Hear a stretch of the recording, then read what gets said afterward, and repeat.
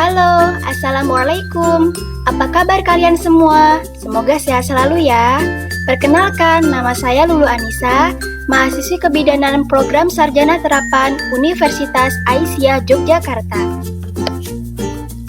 Baiklah, di sini saya akan membahas 5 soal beserta pembahasannya mengenai kesehatan reproduksi tentang inspeksi visual asam asetat atau yang biasa kita sebut dengan IVA. Baiklah, sebelum kita mulai pembahasan soal, alangkah baiknya kita membaca doa terlebih dahulu. Berdoa dimulai. Berdoa selesai. Oke, langsung saja kita mulai membahas soal pertama. Seorang perempuan umur 37 tahun, P2A0 datang ke puskesmas dengan keluhan sudah 1 bulan mengalami keputihan. Hasil anamnesis, ibu mengatakan keputihan yang keluar lebih banyak dari biasanya. Keputihan berwarna kekuningan, tidak berbau, namun ibu merasa tidak nyaman. Hasil pemeriksaan, keadaan umum baik, tekanan darah 110/70 mmHg, nadi 80 kali per menit, pernapasan 22 kali per menit, suhu 36,5 derajat Celcius. Ibu merasa khawatir, ingin dilakukan pemeriksaan, dan ingin segera mengetahui hasil pemeriksaan. Pertanyaannya, apakah tindakan yang tepat dilakukan oleh bidan tersebut? A. IVA test, B. Kolposkopi, C. Pap smear, D. Servikografi, E. Biopsi serviks. Baiklah, sebelum kita menentukan jawaban yang paling tepat, mari kita kembali ke soal untuk melihat kata kuncinya. Di mana di sini ibu datang dengan keluhan mengalami keputihan selama 1 bulan. Keputihan tersebut keluar lebih banyak dari biasanya, serta berwarna kekuningan. Dari hasil pemeriksaan masih dalam batas normal, akan tetapi ibu merasa khawatir, ingin dilakukan pemeriksaan dan ingin segera mengetahui hasil pemeriksaan. Maka jawaban yang tepat ialah A. IVA test. Ya, mengapa IVA test menjadi jawaban yang paling tepat? Mari kita lihat pembahasannya.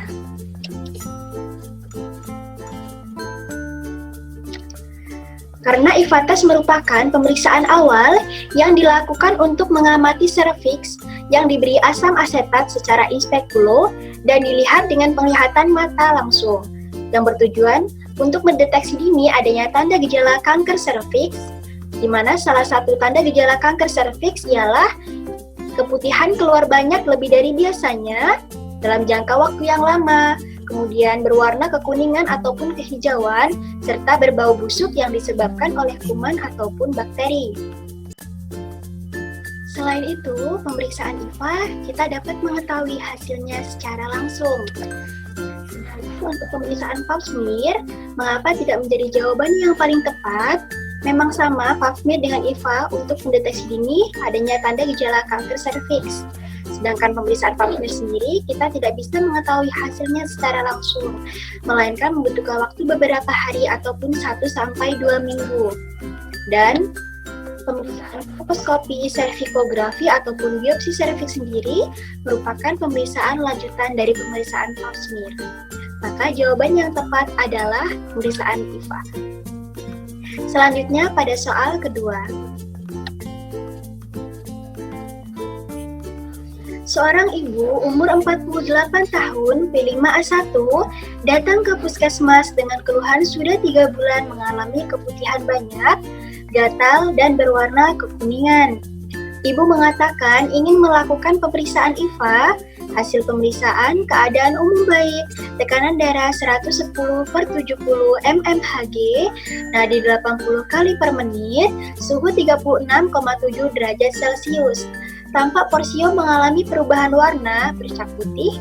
Untuk memastikan keadaan ibu tersebut, bidan menyarankan agar pasien melakukan pemeriksaan lanjutan. Pertanyaannya, apakah pemeriksaan yang dianjurkan bidan pada kasus tersebut? A. Pemeriksaan Pap smear, B. Pemeriksaan kolposkopi, C. Pemeriksaan servikografi, D. Pemeriksaan biopsi serviks, E. Pemeriksaan USG transvagina. Baiklah, sebelum kita menentukan jawaban yang paling tepat, kita kembali ke soal untuk melihat kata kuncinya.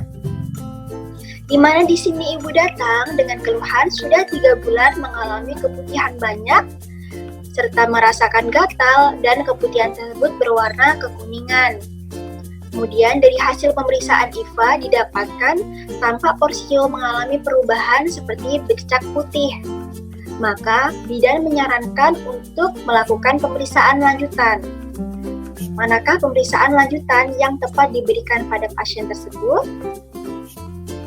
Ya, yang tepat adalah pemeriksaan pap smear A. Mengapa pemeriksaan pap smear menjadi pilihan yang paling tepat? Mari kita lihat pembahasannya.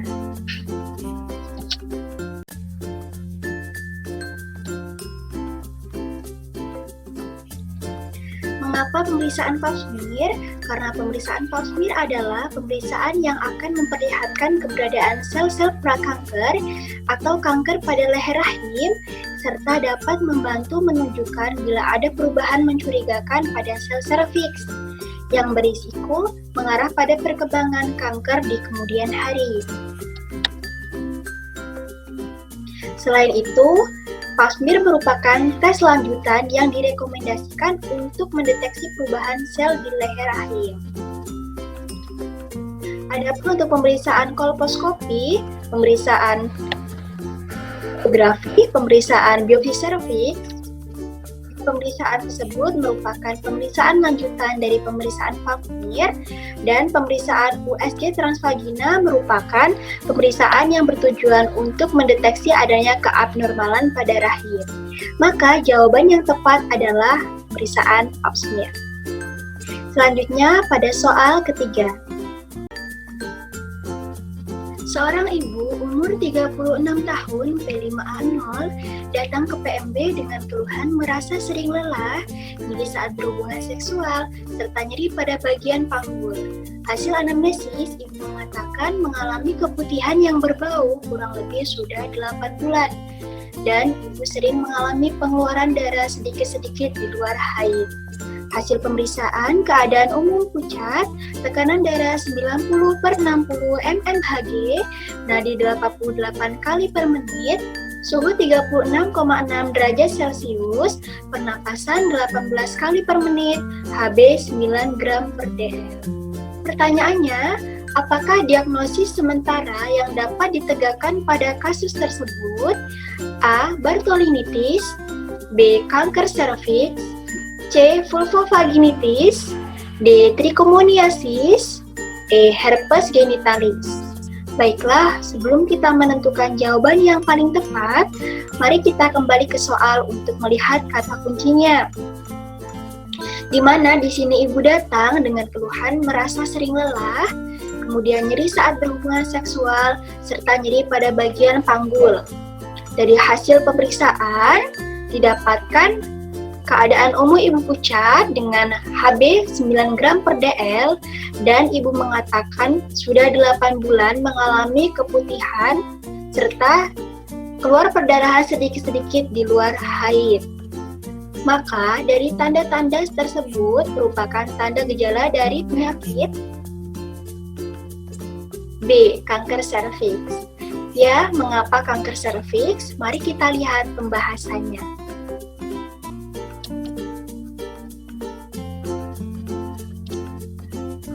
Di sini ada tanda dan gejala dari Bartholinitis, kemudian Trichomoniasis, Vulvovaginitis, Herpes genitalis, dan kanker serviks.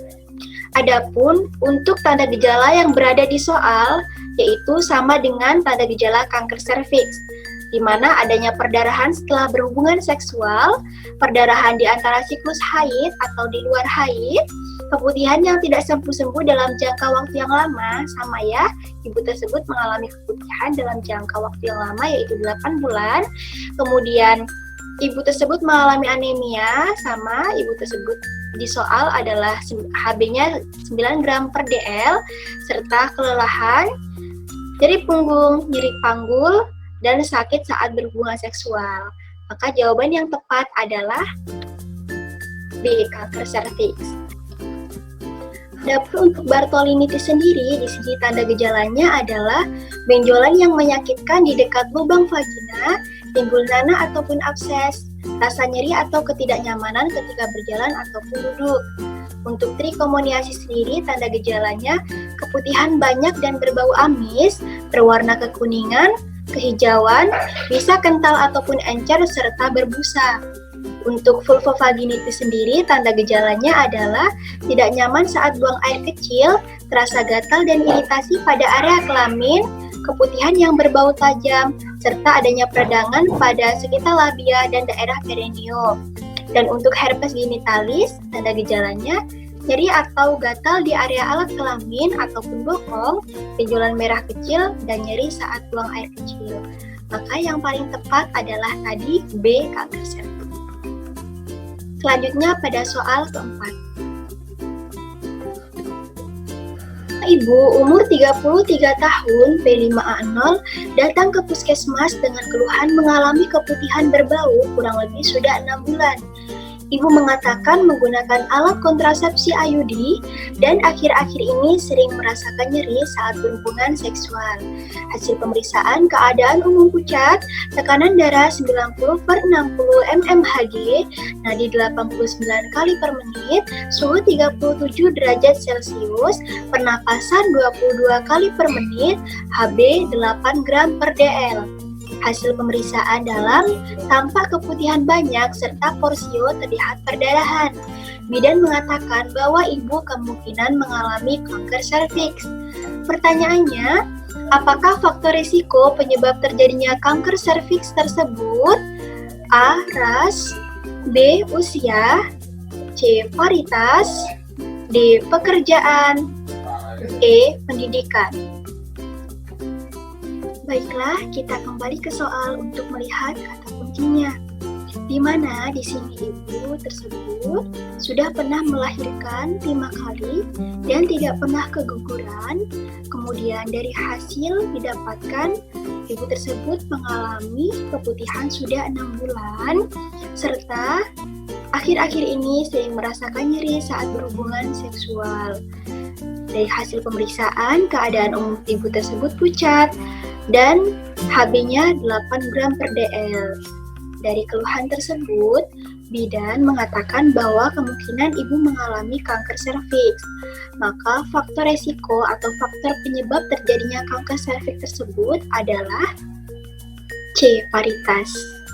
Ya, mengapa varietas menjadi faktor resiko penyebab terjadinya kanker serviks? Mari kita lihat pembahasannya.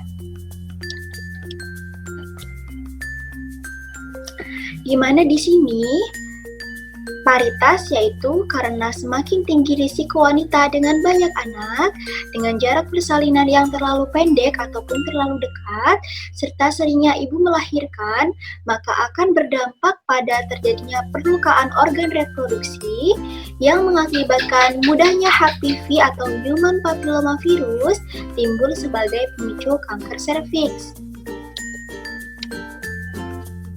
Sedangkan untuk umur sendiri tidak menjadi faktor resiko atau faktor penyebab karena di soal tersebut dijelaskan bahwa umur ibu yaitu berumur 33 tahun sedangkan umur yang berisiko menyebabkan terjadinya kanker serviks adalah di atas 35 tahun, maka tidak tepat. Dan untuk ras, pekerjaan, serta pendidikan, 3 hal tersebut tidak merupakan faktor resiko penyebab terjadinya kanker serviks.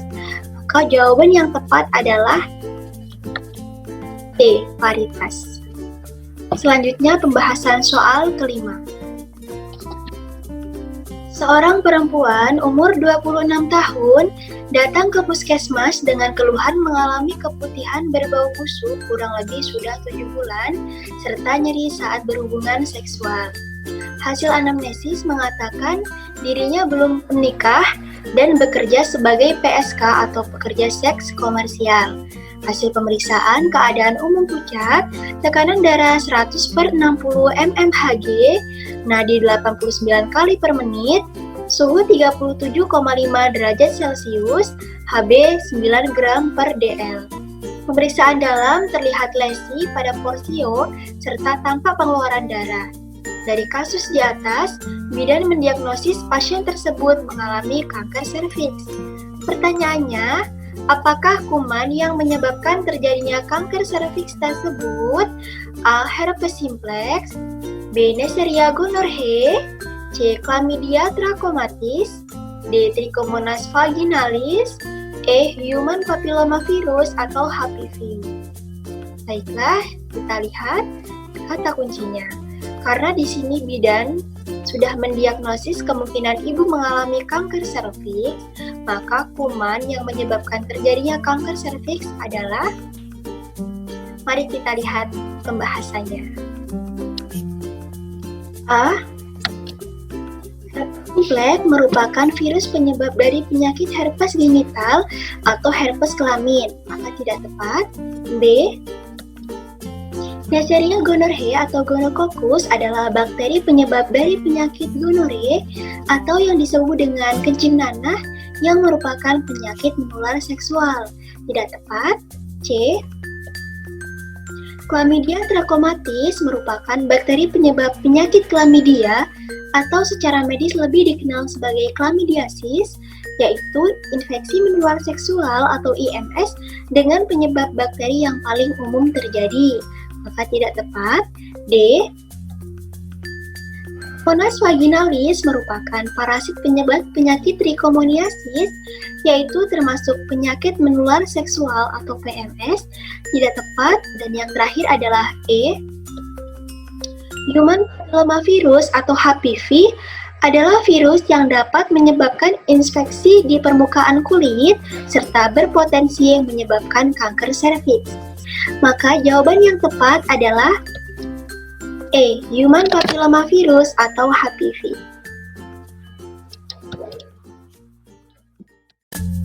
Terima kasih atas perhatiannya. Semoga video ini bermanfaat untuk kalian semua. Mohon maaf apabila ada kekurangan dalam pembahasan materi. Sekian dari saya akhiri. Wassalamualaikum warahmatullahi wabarakatuh.